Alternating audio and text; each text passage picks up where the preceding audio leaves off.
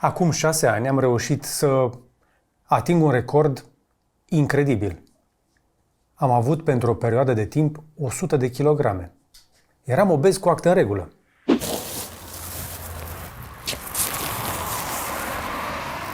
Nu mi-au ajuns pungile.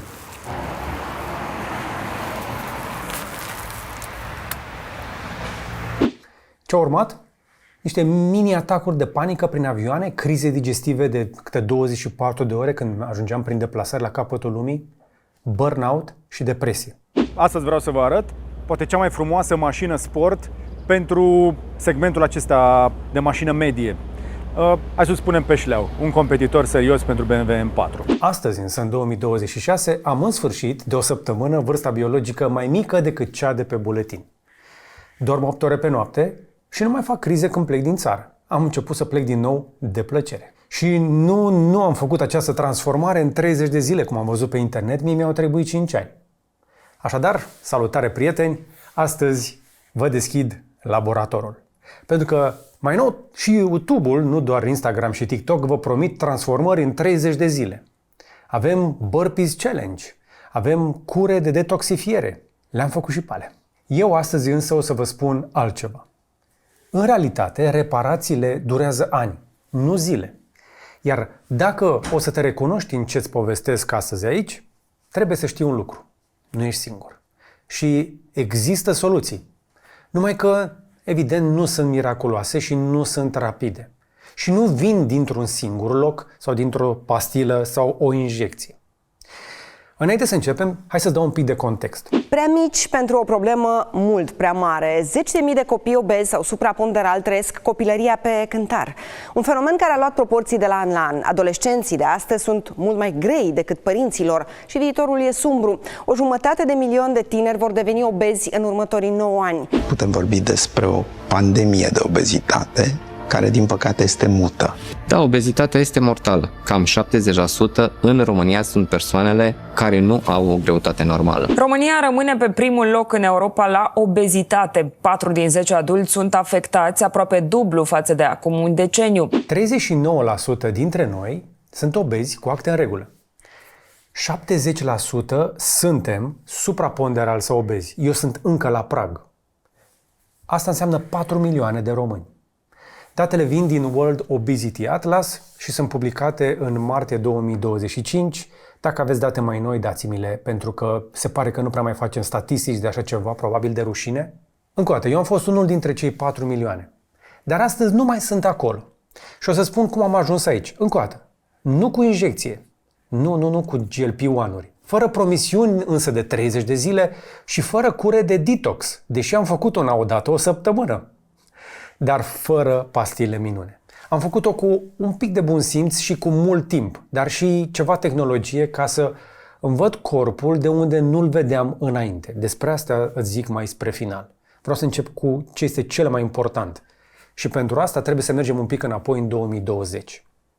Eu, cu 100 de kilograme, vă spuneam, cu probleme digestive cronice, cu depresie, cu burnout, cu acele mini-atacuri de panică prin avioane. Hai să zic ce se întâmplă.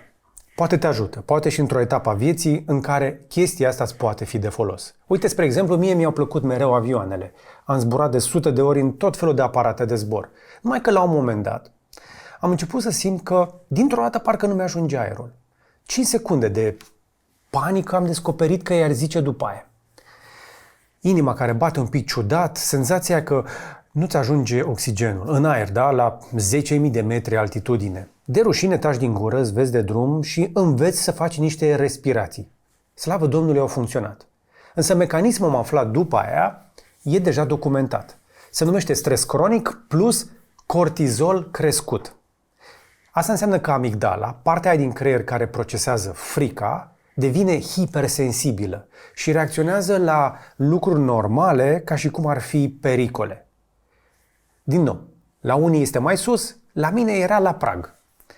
Eu nu eram fricos, eram însă epuizat. Și asta se leagă foarte bine și cu crizele alea digestive, de care spuneam. Lisabona, Paris, San Francisco. Aterizam, mâncam ceva, intram în hotel și uite așa începea să mă apuce. Cu dureri de cap, cu greață, devenea imposibil să mai ies din cameră. mi-am petrecut zile în locuri minunate cu ochii în tavan. În loc să pot să-mi văd de treabă, eu zăceam acolo câte 24 de ore cu corpul în revoltă. Dintr-o dată chestia aia nu mai era o călătorie de business sau de plăcere, devenea supraviețuire. Și stai să vezi cum e în Paris când ăia la farmacie nu vor să-ți dea pastile de stomac, că ea sunt mai pe naturiste așa. Și uite acum vine partea pe care nu o spun mulți. De ce am ajuns acolo? Cum s-a întâmplat? Păi trebuie să ne ducem un pic și mai în spate. Eu în viața asta am înțeles destul de devreme că trebuie să muncesc. Așa ni s-a spus. Nu știu dacă cineva mai acceptă astăzi, dar eu ajunsesem la un moment dat la 12 zile cu 2 de odihnă la ProTV. La fel se întâmpla în toate televiziunile mari. De ce? Păi cine face jurnalul în weekend, nu? Și atunci ne împărțeam pe jumătate. În plus, mai făceam, după ce am început emisiunea, treabă nu de 1, ci de 2, 3 sau 4. Pentru că noi eram 2 care făceam emisiunea la IKT, uneori 1 și jumătate, că împărțeam un om și cu alte echipe. Și asta nu era doar emisiunea de sâmbătă, mai era și rubrica din fiecare zi de dimineață. Am intrat odată, după aia să intru de 2 ori. Asta ce însemna? Că cercetam, scriam, prezentam, ajutam la montaj, livram marfă. 5 zile pe săptămână plus încă una. Era ucigător. Dar îmi plăcea așa de mult că nu simțeam. După aia mă duceam acasă, unde mi-aduceam aminte că există bucnici.ro. Blogul pe vremea când nu făceam doar video, mai și scriam nopțile. Scriam când dormeau toți ceilalți, pentru că ziua nu aveam timp și suna telefonul într-una. Apoi m-am apucat de Cavaleria peste zi, aveam echipă, aveam tot felul de contracte de colaborare, trebuia să fac și acolo content. Și ca să închei tabloul, mai mergeam și prin companii pentru workshop-uri, traininguri, tot felul de chestii motivaționale, pentru că de acolo veneau banii reali. Nu de la TV, nu din blog, din trainingurile alea și din deplasările prin toată țara. Asta este adevărul, am mai povestit chestia asta în OTS. Cu acei bani mi-am construit de fapt casa. Casa Bucnice, aia prima pasiv premium din România, nu s-a făcut din banii de la TV. Salutare tuturor și bine v-am regăsit! Bine ați revenit în ograda Casei Bucnici. Mândria mea, casa aia, a devenit parțial și distrugerea mea. Pentru că eu nu lucram 8 ore. Eu lucram toată ziua cât eram treaz și după care dormeam doar câteva ore. Și nu lucram într-un loc, lucram în 4 locuri. Și îmi spuneam mereu, cum o facem mulți, mai împing o lună, anul ăsta. Și după aia gata, o să schimbăm ceva. Și uite așa m-am trezit la un chintal, la 40 de ani, cu 100 de kg, cu atacuri de panică și cu intestinul în revoltă, pentru că am descoperit că am și colon iritabil. Și apoi mai aveam acasă și un copil care mă întreba de ce tot plec. Când eu eram deja acasă de câteva zile și abia atunci începea să vorbească cu mine. Și mi-e rușine de perioada aia. Dar am zis că mă sacrific pentru familie. După ce n-am mers scurtăturile, ce am făcut prima dată? Ce ar face oricine? M-am apucat de sport. Am încercat pilates, am încercat fitness, kickbox și am mai fost și la nutriție. Dar am fost la nutriționist, pe aia am fost la alt nutriționist și m-am ținut de planurile lor. Și ce să vezi, au funcționat. Am scăzut în greutate, dar o perioadă. După care am urcat parțial, dar am mai revenit. Nu am coborât acolo și m-am oprit. De-aia nu-mi plac mie challenge-urile alea. Că am făcut provocări alea virale cu 100 de burpees pe zi, 30 de zile, parțial am dat-o gata și pe aia. Chiar funcționează. Am pierdut niște chile. După care am început să urc la loc. Nu poți să faci doar burpees. Să ridice mâna cine face alea 100 de burpees în fiecare zi. De aceea, încă o dată, nu am încredere în promisiuni de 30 sau 90 de zile, planuri și diete minune, de pe YouTube, Instagram sau TikTok sau chiar de la oameni bine intenționați. De ce? Pentru că da, toate ajută, dar niciuna nu rezolvă problema reală de fond. Pentru că problema reală nu e greutatea. Problema reală e stilul de viață care produce greutatea aia. Greutatea este doar simptomul, nu e boala. Încă o dată, dacă te regăsești aici, hai să spun cum am rezolvat. Pentru că din senin a venit pivotul, pandemia. Țineți minte? 2020, martie, toată lumea blocată acasă. Pentru mine a fost mană cerească. Eu am avut noroc cu pandemia. Am început să mă reauto-izolez. Înainte să ne oblige guvernul, pentru că se va întâmpla cât de curând, deoarece foarte mulți dintre concetățenii noștri au început să iasă aiurea pe străzi și mi-e frică să nu mă infectez. Chiar nu glumesc cu asta. Nu știu unde eram azi dacă nu se întâmpla nenorocirea aia. Pentru că altfel nu cred că mă opream decât în mormânt. Pentru prima dată, în 12 ani am stat acasă toată ziua, toată noaptea, toată săptămâna, după aia toată luna. Și dintr-o dată copilul a început să mă recunoască și să vorbească mai des cu mine, pentru că eram în sfârșit prezent și fizic. Chestia asta încă o dată o spun cu rușine și cu un nod în gât. Erau zile când copilul mă întreba când mă întorc și eu mă întorsesem acasă de 2 zile. Nasol, nu? Așa de absent eram eu în familia mea. Chiar și când încă o dată, fizic, eram acolo. Așadar, pandemia m-a forțat să stau. Și după ceva timp de stat acasă, am și băgat iarăși caberilă și m-am liniștit iarăși încă o dată. Lucrurile au început să se reașeze. Începuse să mănânc și eu la niște ore regulate. Începuse să fac un pic de mișcare, ieșeam afară și mai încercam ceva și am dormit. Băi, cât am dormit! Și mi-am dat seama că asta era de fapt baza. Chestia asta îmi lipsea înainte de orice. Tot ce o să spun de aici înainte stă pe aceste 3 lucruri simple. Mese, mișcare și somn. Numai că am făcut eu chestiile astea, dar au apărut și platourile. Sunt niște praguri de greutate care nu se mișcă. Sunt un fel de puncte de termostat pe care corpul nostru le fixează. Probleme care nu se rezolvă de la sine. Așa că a trebuit să mai cercetez și să mai avansez și să mai întreb și să merg la doctori sau la alți antrenori, la alți nutriționiști. Am început să fac terapie. Am început să-mi fac analize regulate de sânge. Pentru prima dată în viață, cu adevărat constant. Homoleucogramă, lipide, glicemie, hormoni, tot.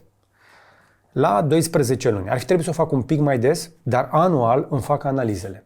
La început le-am făcut și de 2 ori pe an, ca să văd dacă lucrurile se așează, pentru că arătau rău. Pentru că problemele mele nu dispăreau. Problema era că voiam să dispară însă totul deodată. De ce? Am făcut tot ce trebuia să fac, nu? Am început să fac, trebuia să văd efectele. Apeși un buton, enter, rezultat. Știm asta. În realitate însă corpul meu era epuizat în mai multe feluri decât doar de somn. Plus că, după 40 de ani, se mai schimbă niște chestii prin organism.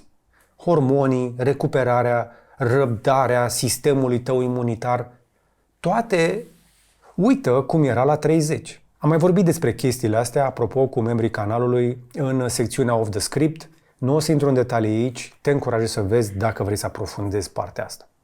Însă, ce vreau să spun în episodul ăsta public acum este că dacă te recunoști în ce am descris aici, înseamnă că înțelegi că reparațiile astea durează ani. Nu zile, nu 30 de zile, durează ani. Pentru că e vorba de un sistem, nu e vorba de o simplă problemă în timp. Și acum, după tot ce am făcut, trebuie să recunosc că mă consider norocos că am reușit să-mi cobor un pic vârsta de fitness. Am reușit să o aduc la vârsta mea biologică anul trecut, dar inițial era cu 3 ani în față. Adică, deși aveam 40 și ceva, se ducea spre 50. Da? După aia am ajuns la vârsta cronologică. Și acum sunt în sfârșit cu 1 an mai tânăr, doar 1 an. Dar e mai ales primul an din partea bună. De aici începe cu adevărat schimbarea și asta este experiența pe care vreau să ți-o împărtășesc. Și acum, înainte să zic ce am învățat, lasă-mă să-ți dau încă o dată un disclaimer foarte important. Eu nu sunt medic, deși era cât paci.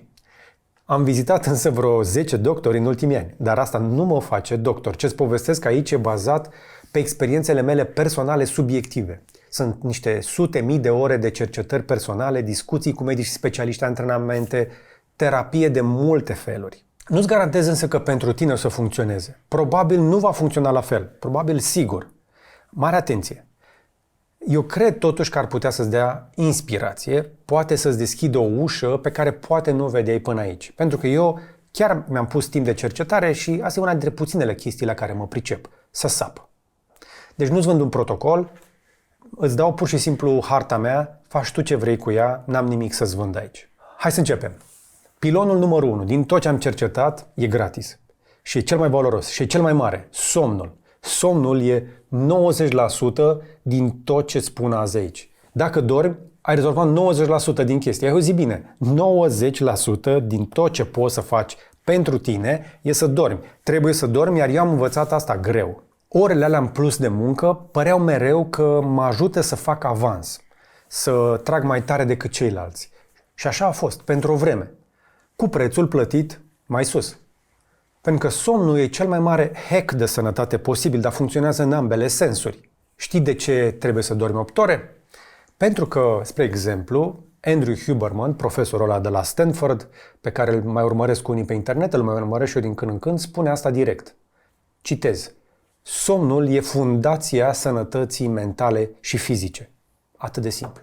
Brian Johnson, iarăși, biohackerul american care ne dă inspirație pentru că vrea să trăiască peste 150 de ani, cred eu, în momentul ăsta, el numește somnul medicamentul numărul 1 al longevității.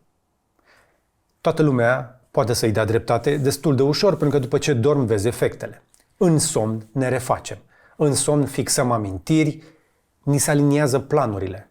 În somn se curăță creierul de toxine. Literalmente.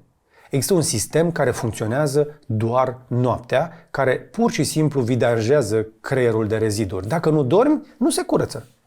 Dacă nu se curăță, acolo apar lucruri urâte cu numele, spre exemplu, Alzheimer. Și mai nou, Alzheimer se face tot mai devreme. Oare de ce? Uite, spre exemplu, și faimosul de acum Matthew Walker, profesor de la Berkeley, este autorul cărții De ce dormim, recomandată de toată lumea, are o cifră care, pe mine cel puțin, m-a blocat. Citez. Adulții de peste 45 de ani care dorm mai puțin de 6 ore pe noapte au cu 200% mai multe șanse să facă infarct sau accident vascular cerebral. Ăla sunt eu. 200%.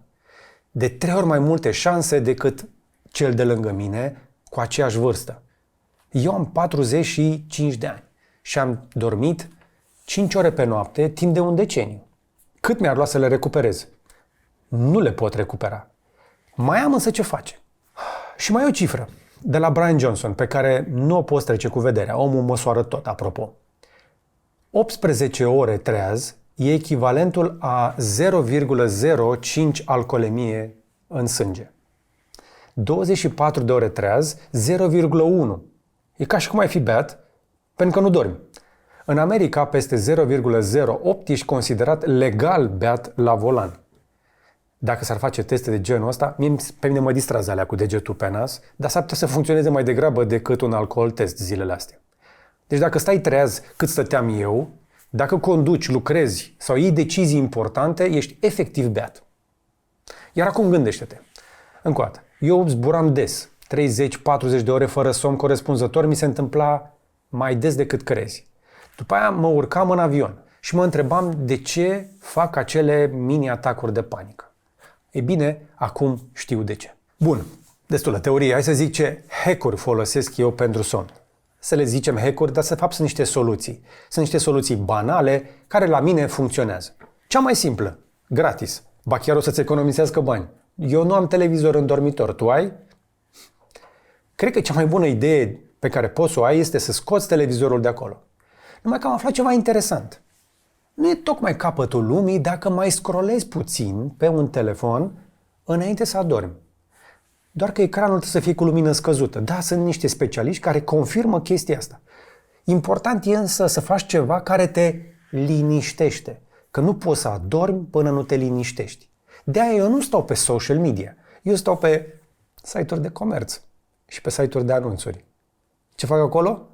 Nu cumpăr, că trebuie să am plin de cutii pe aici, deși am câteva. Astea sunt produse de teste. Eu doar mimez că mă apuc de cumpărături. Serios, pe mine asta mă relaxează. Știu că pare absurd, dar la mine asta funcționează. Ce se întâmplă în momentele alea? Mintea mea trece pe un fel de pilot automat și uite așa mă ia somnul și îmi dau seama în câteva minute și adorm. Apoi temperatura din dormitor. Da, știu, o să sune aiurea, dar ideal e la 18 grade. Noi dormim pe la 20-21. Pentru că dacă e prea cald, te trezești. Dacă e prea rece, la fel. Dacă e prea cald, e aerul uscat. Înțelegi ideea. Apoi, în camera aia ar să fie întuneric total. Folosește o roletă, o draperie, o mască de ochi, apropo, am văzut că sunt la mare modă, folosesc mai ales fetele. Eu încă n-am încercat, reușesc să adorm chiar și fără mască din aia pe ochi, dar ci că ajută, da? De ce? Pentru că lumina, chiar și aia care clipește de la routerul de Wi-Fi, îți strică melatonina aia endogenă, aia care o creează propriul tău corp. Apoi mai ajută să ai așternuturi, spre exemplu, din materiale naturale. Bumbac, in, lână, dacă vrei, iarna, dar în niciun caz poliester. Poliesterul te face să transpiri, transpirația îți răcește corpul nenatural și uite așa te trezești. Toate chestiile astea însă le-am calibrat în timp. Tiptil, așa, fără grabă, fără obsesie, fără trebuie să facem toate chestiile astea după listă. Le poți face pas cu pas în ritmul tău. Da, am încercat și suplimente. Toate. Și funcționează. Limitat. Uite, spre exemplu, melatonina. Pe mine mă face amețit a doua zi. Și studiile recente o confirmă. În supermarketuri găsești doze de 1, 5 sau 10 mg. În realitate, corpul tău produce 0,3 mg. Nu știu că știi chestia asta, dar noi supradozăm melatonina, adică în doza de la farmacie, dacă e reală, ai de 30 de ori mai mult decât are nevoie corpul. Și asta produce un melatonin hangover, o mahmureală de melatonină. Uite, spre exemplu, Brian Johnson zice că dacă o folosește, ia 0,3 mg, dar eu am renunțat complet. Însă, mai există și alte chestii. Eu am încercat, spre exemplu, nu știu dacă ați auzit de CBN. Ăsta este diferit, dar seamănă un pic cu CBD. Și aici am descoperit ceva care m-a derutat un pic. Pentru că chiar și acel THC care e ilegal la noi, ajută să adormi, dar distruge faza REM a somnului. Asta ce înseamnă? Că te adorme, simți că ai dormit mult și adânc, numai că îți strică partea cea mai importantă din somn. Matthew Walker spune asta clar și citesc din nou din el. Orice cantitate de alcool sau THC perturbă faza REM a somnului. Și asta e nebunie. Toți credeam că e o soluție, nu? Un nightcap, o melatonină, un joint pentru unii. De fapt, asta e o mare parte din problemă, că da, dormi, dar nu te odihnești. Apoi am descoperit la recomandarea Mariei, să rămână Maria, niște picături de noapte de la farmacie într-o sticluță Dr. Bach. N-am nicio colaborare cu ei, dar eu oricum nu sunt fan al chestiilor din plante. M-am uitat așa, am zis, ok, o să încerc. Mai ales că review-urile, apropo, sistematice, arată că nu funcționează mai bine decât placebo. Ce să vezi? La mine, placebo sau nu, astea merg. 4 picături într-un pahar cu apă. Și dacă merg, le folosesc. Din nou, m-aș bucura să fie placebo. Încă o dată, nu vă vând nimic, spun ce am pățit eu. Dacă îmi ridică scorul de somn cu alea 2-3 puncte să sar de 90, parfum. Eu vă zic, încă o dată, ce am pățit eu. Cea mai tare chestie însă pentru somn pe care am descoperit-o anul ăsta este sauna. E mai bună decât toate alea de mai sus. Aici e nebunia. 45 de minute pe săptămână bag eu momentul ăsta, că abia m-am apucat să o fac un pic mai serios. Deocamdată o împart în 3 serii de câte 15 minute, o să upgradez și chestia asta și temperatura, las asta deoparte, că sunt destui care vorbesc despre saună pe internet. Pe mine ce mă interesează? Somnul de după saună nu se compară cu nimic. Adormi, uite așa, și dormi adânc și te trezești destul de bine, într-un fel ca și cum ai fi dormit în vacanță. Și nu e doar părerea mea. Există un studiu finlandez făcut pe 2315 bărbați. A trebuit să mă documentez ca să vă dau cifrele exacte. Oamenii ăștia au fost urmăriți 2 decenii, 20 de ani.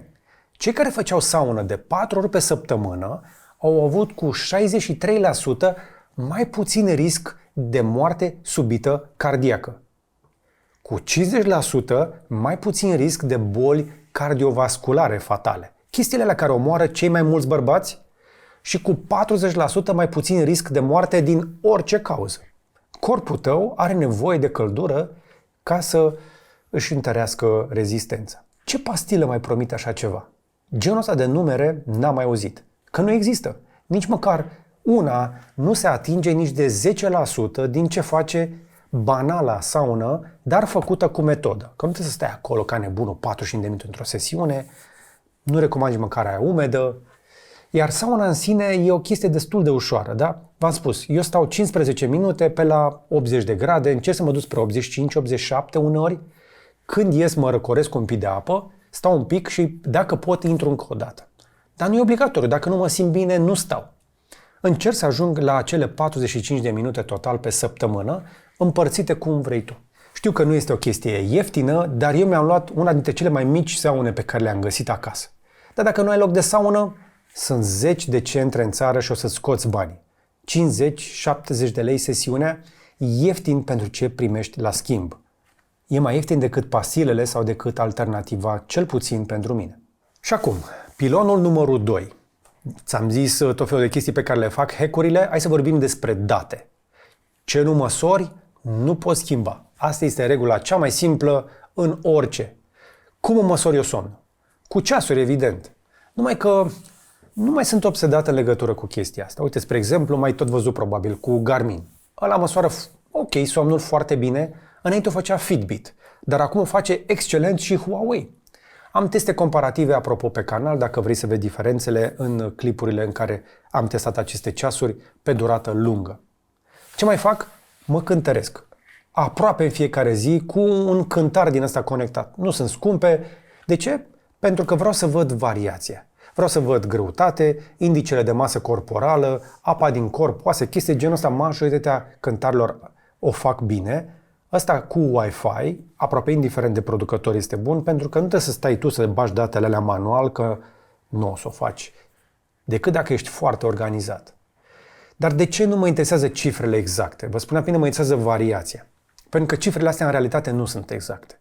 Pentru că nu sunt la standarde medicale. Dacă vrei o măsurătoare exactă, spre exemplu, are Florin la Optimize Body Center o măgăoaie din aia în care te pui mâinile pe electrozi, te măsoară nu știu cât și îți dă niște cifre foarte precise.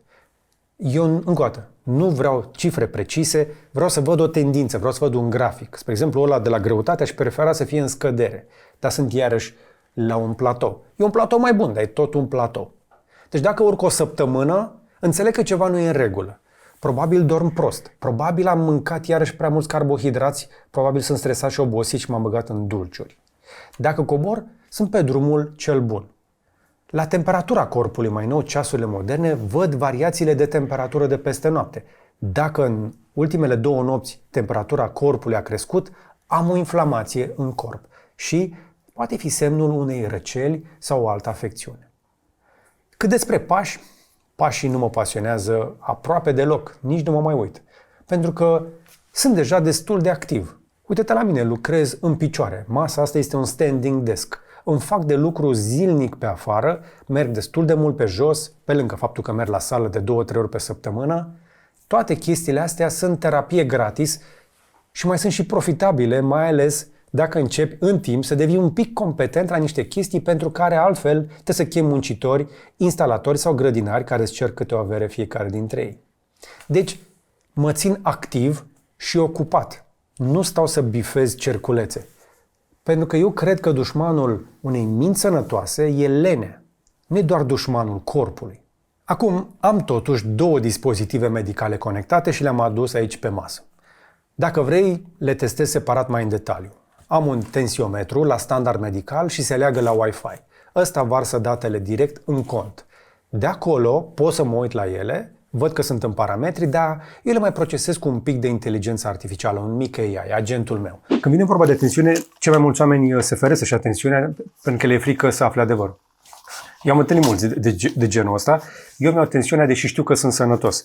Și dacă o să întreb chiar și un AI, dar și un doctor, mai degrabă întreb un doctor, afli că măcar o dată pe săptămână nu strică să-ți iei o tensiune. Eu mi-o iau de obicei duminica seara, când sunt relaxat, după o zi care nu a fost neapărat prea agitată, seara pe la 8, poate fi un benchmark bun. Și poți să folosești orice fel de tensiometru. Asta este de standard medical, l-am mai arătat aici. Ce-mi place de el este că are Wi-Fi. Are o baterie și are un afișaj foarte simplu, blood pressure, și în momentul ăsta o să pompeze și în loc să dau eu la pompă, o face el. Și acum trebuie să tac din gură, pentru că atunci când îți iei tensiunea trebuie să stai liniștit, relaxat și de preferat cu mâna undeva pe aici. Puls 58, 117 cu 80. Asta este o tensiune foarte bună pentru vârsta mea la 45. Și O chestie iarăși foarte interesantă pe care am observat-o. Iar ăsta, spre exemplu, îmi știe numele și varsă chestiile astea direct în cloud. Acum se leagă la Wi-Fi, știe Wi-Fi-ul de aici, de la birou și de acasă, le varsă automat, nici nu umblu la aplicație, pentru că datele de aici sunt vărsate în cloud și din cloud sunt trase tot așa de un AI care mi le evaluează periodic. Tot ce îmi doresc este în etapa asta să acumulez date. Acumulez date de aici, acumulez date de aici, acumulez date de aici. Toate astea pot fi interpretate la nevoie de un medic, dar pentru mentenanță cu un AI eu cred că poate fi o idee bună cât să începi, cât să vezi variație. Asta este important. Mi se pare că cel mai valoros lucru pe care poți să-l vezi este cum ai evoluat, în plus sau în minus. Dar toate chestiile astea pe care ți le arăt încă o dată sunt mărunțiși pe lângă somn. Și acum vine pilonul numărul 3. Ține-te bine că o să vorbesc despre un stimulator de nerv vag. Aici intrăm într-o zonă unde recunosc deja sună a șmecherie. Eu am fost foarte sceptic. M-am uitat la clipuri, m-am uitat la doctor, m-am uitat la recenzii. Faza e că nervul vag e cea mai mare conexiune dintre creierul de aici și creierul de aici din intestin. Începem să înțelegem tot mai bine că noi gândim într-adevăr și cu stomacul. Problema e că stresul închide acest circuit. Când nervul vag e blocat, fac crize digestive. Ca ale mele, vă spuneam, din Lisabona. Andrew Huberman, profesorul la fain de la Stanford, a făcut un episod întreg despre nervul vag în iunie 2025. Concluzia lui, pe scurt, te încurajez să vezi materialul, nervul vag controlează așa: dispoziția, digestia, atenția, somnul, tot. Numai că aici am o nuanță. Stimulatoarele astea de uz casnic, cum am eu unul aici, spre exemplu, nu sunt aprobate toate de FDA ca tratament medical. Sunt clasificate ca dispozitive de wellness.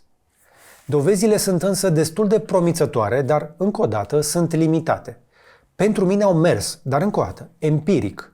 Asta nu-ți garantează că pentru tine vor merge. Acum, din punct de vedere strict tehnic, asta nici măcar nu se califică la gadget pentru că nu e conectat. Adică nu are nevoie niciun de aplicație. Este unul dintre cele mai simple device-uri pe care le-am folosit.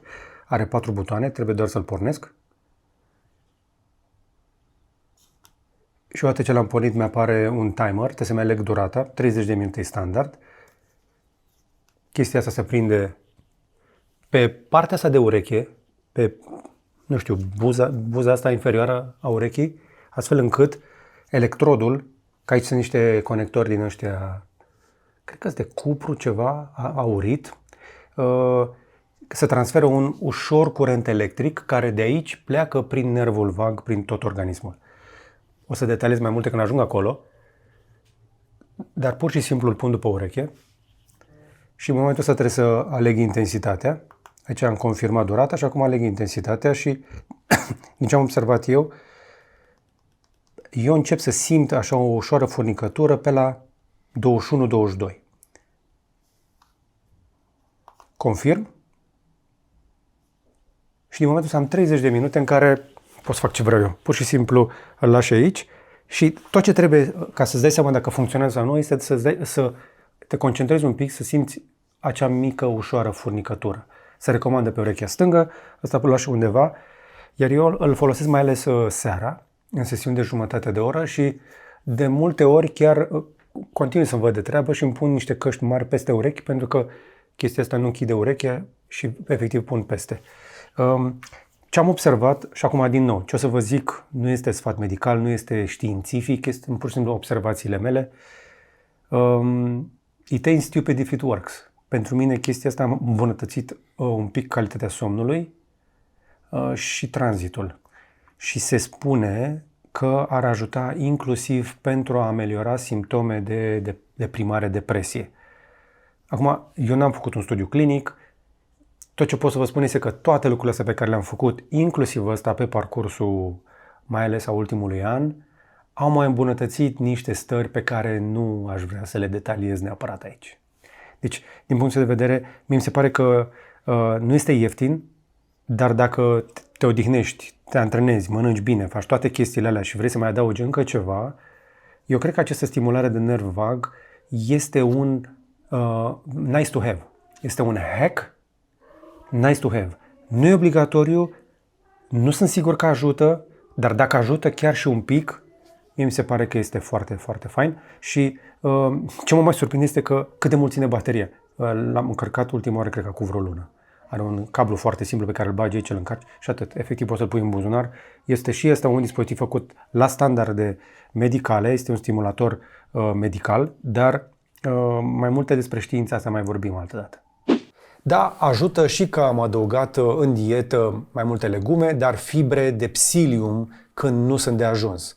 Pe astea le-am descoperit un pic mai târziu, sunt ieftine, pui într-un pahar cu apă și rezolva problema. Până să le iau așa, credeam că așa sunt eu, constipat la propriu, nu doar la figurat. Un pic de autoironie, cringe, cred că ajută.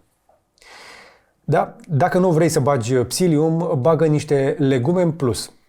Alea sunt fibre și îți trebuie apă, îți trebuie mișcare, îți trebuie somn și terapie. Toate ajută. Colonul răspunde mai ales la stres și dacă ai un creier acolo, nu-l vrei stresa și pe ăla, iar nervul vag, după cum spuneam, încoate cea mai importantă legătură dintre creier și intestin. Insist, sunt doar impresii personale, nu sunt diagnostice. Veniți să-mi spuneți voi la comentarii, pentru că eu chiar am fost la niște doctori care au încercat să-mi găsească niște probleme digestive și în afară de niște pastile foarte puternice, nu mi-au putut da ceva alternativ.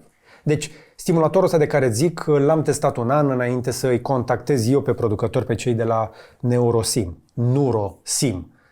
După ce am testat, le-am propus o colaborare, nu invers. Am link în descriere pentru produsul de pe masă, acest Neurosim, dacă vrei să afli mai multe, dar atât.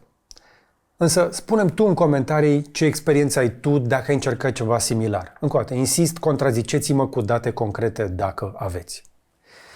Și acum, la final, v-am lăsat cel mai important produs pe care l-am testat până acum.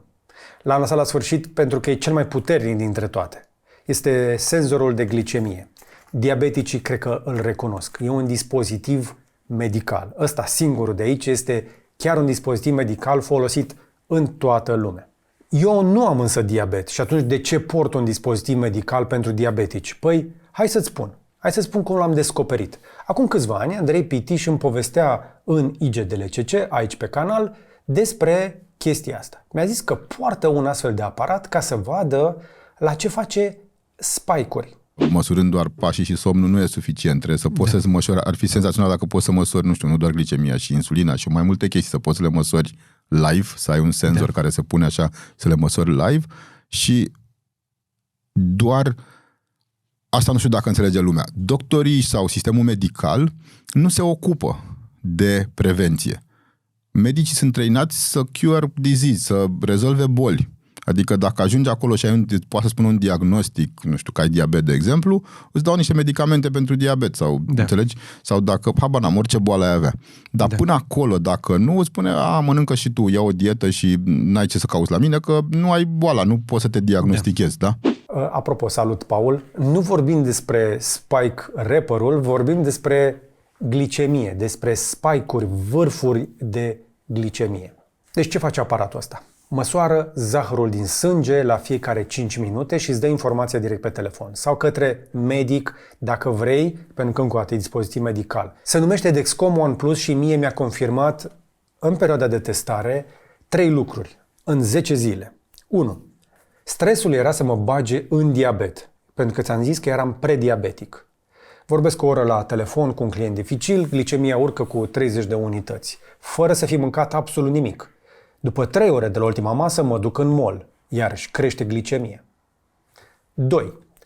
Orezul. Orezul este zahăr lichid pentru corpul meu, dar nu pentru un asiatic. Eu dacă mănânc o farfurie de orez cu pui, crezând că e mâncare ok, curată, glicemia mea sărise pe la 180. Aproape încă o dată. Prediabetic pe orez? Nu chiar. Pentru că nu mâncam doar orez, iar corpul meu avea aceste fluctuații și la pâine, și la dulciuri, și la alte chestii, mai ales carbohidrați pe care le mâncam la momentul respectiv în exces, pe fond de stres. Și asta mă aduce la argumentul numărul 3. Mulțimile de care ziceam, lifturi aglomerate, conferințe, toate locurile când ies în societate, în mulțime, mie îmi cresc glicemia, chiar fără să mănânc. Acum mai puțin decât înainte și asta este nebunie. Nu mai e la fel. Și Și uite așa, tot cercetând, am descoperit tot felul de reacții ciudate. Spre exemplu, poți să faci niște spike-uri foarte interesante de la mâncare de la fast food, mai ales crispy. Făina aia prăjită, aoleu, habar nu ai. Sau nu știu de unde a venit obsesia asta cu smoothie-urile la micul dejun, smoothie-uri de fitness. Păi fructele alea au foarte mult zahăr și poate să-ți facă, uite așa, un spike rapid.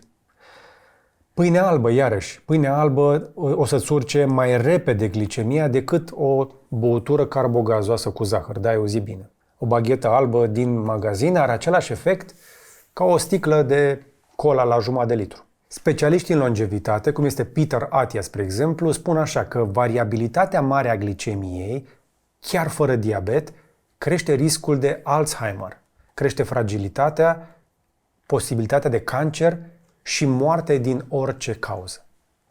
Mie asta nu mi-a zis niciun medic român până să port senzorul ăsta, pentru că mie glicemia A-jeune luată din sânge o dată pe an părea că este ok. Iar Walker, profesorul ăla de la Berkeley de care ți-am zis, are o cifră de care nu pot să nu-ți pomenesc. Citez. Lipsa somnului, chiar și moderată, timp de o săptămână întreagă, dezechilibrează glicemia atât de mult încât poți să fii clasificat drept prediabetic. Ăsta vorbea despre mine. Doar din somn poți să devii prediabetic. În acest material nu vreau să intru foarte mult în detalii pentru că mi-am propus să fac un clip dedicat pentru acest senzor separat, cu prețul în România, cum se instalează și cum îl utilizezi, încă o dată, chiar dacă nu ești diabetic. O să-ți arăt un pic și experiența mea, dar și a unor colegi care au încercat așa ceva împreună cu mine. Dar spune-mi în comentarii dacă te interesează și ce ai vrea să mai afli în legătură cu ele. Și ar mai fi ceva. Toate astea pe care ți le zic aici nu sunt doar despre căpățână, sunt și despre corp. La Florin, spre exemplu, la OBC, eu nu fac doar fitness, antrenamente cu un plan de antrenament. Mai există chestii care se numesc așa: osteopatie, că am mai vorbit aici în IGDLCC, mai există cupping și dacă îți vine să crezi, se face masaj al musculaturii maxilarului dacă, spre exemplu, scrâșnești dinții. De ce maxilarul? Pentru că acolo se acumulează stresul. Strângi din dinți și nu știi, mai ales noaptea, și ajungi să-ți distrugi dinții. Poți chiar să îți distrugi dinții de adevăratele doar din scrâșniri noaptea. Iar maxilarul tensionat trage gâtul, trage umerii, trage spatele și devii cocoșat de la stres. Mie mi-au descoperit acolo o tensiune pe care o aveam de 20 de ani și de care nu știam pentru că nu mi-a zis nimeni încă o dată. O luam ca pe o chestie normală a vieții, că așa sunt eu cu carapace, că așa sunt eu cu dureri de cap, de gât și capul înclinat ușor pe o parte, ca și cum ai avea geometria direcției puțin bușită. După primele ședințe de osteopatie, am dormit mult mai bine. Mi-am dat seama că nu mai dormisem așa de când eram mult mai tânăr. Pentru că, pur și simplu, medicina clasică nu poate să rezolve totul cu o pastilă și doctorii înțeleg chestia asta.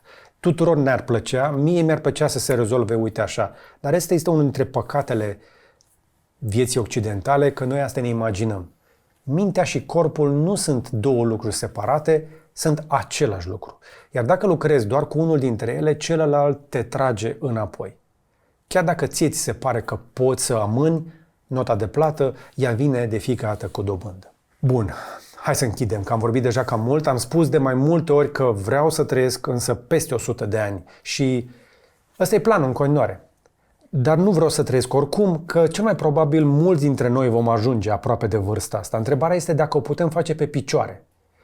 Eu am fost pe munte la 5.000 de metri, anul trecut la 43-44,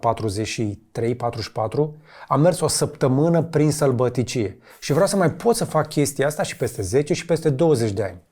Și cred că o să o fac.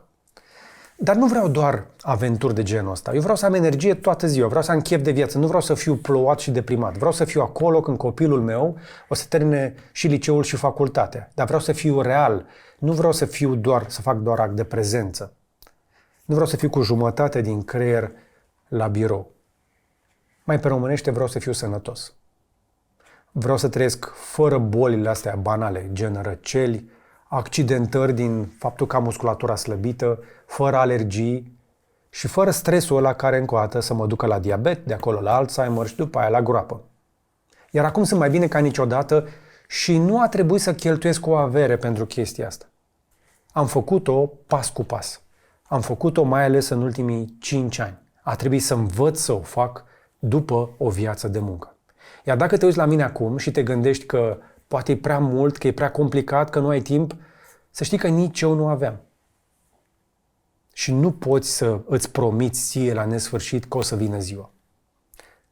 Am început cu un singur lucru, cu somnul, și restul a venit aproape de la sine, dar cu răbdare. De aceea vreau să încep azi aici această miniserie în care încerc să-ți ofer încă o dată din experiența mea aceste tips and tricks, aceste life hacks. Nu sunt încă o dată sfaturi medicale, este doar experiența mea. Următorul episod o să fie despre acest senzor de glicemie. Încerc să intru un pic mai adânc în el pentru că te încurajez să încerci așa ceva, încă o dată, chiar dacă nu crezi că ai nevoie, dar ceva îți spune că s-ar putea să descoperi ceva acolo. Episodul ăsta despre glicemie și despre senzorul de la Dexcom vine curând, apoi o să vorbim despre stres, poate vorbim și despre nervul vag, mai vorbim despre mișcare aici, dar avem și podcasturi în seria IGDLCC, despre mâncare mai puțin, îi las pe alții, Lorena se pricepe foarte bine la chestia asta, despre terapie și despre minte, am mai vorbit inclusiv în seria OTS, mi-e un pic mai greu să mă deschid așa de mult despre partea asta psihologică, dar cred că ai înțeles cam ce am vrut să zic aici. Deci urmează câteva episoade, nu se transformă canalul într-o chestie de wellness, dar știu că mă uit acolo în analitice și sunteți mulți ca mine. Tocmai de-aia întrebarea pentru tine este: ce ai vrea tu să afli mai întâi? Ce crezi că te poate ajuta din tot ce vreau eu să-ți povestesc aici? Spune-mi la comentarii, pentru că chiar vin și citesc și o să-ți și răspund. Și dă un like dacă te-a ajutat chestia asta, abonează-te dacă nu ai dat încă subscribe. Până data viitoare însă, să vă fie numai bine!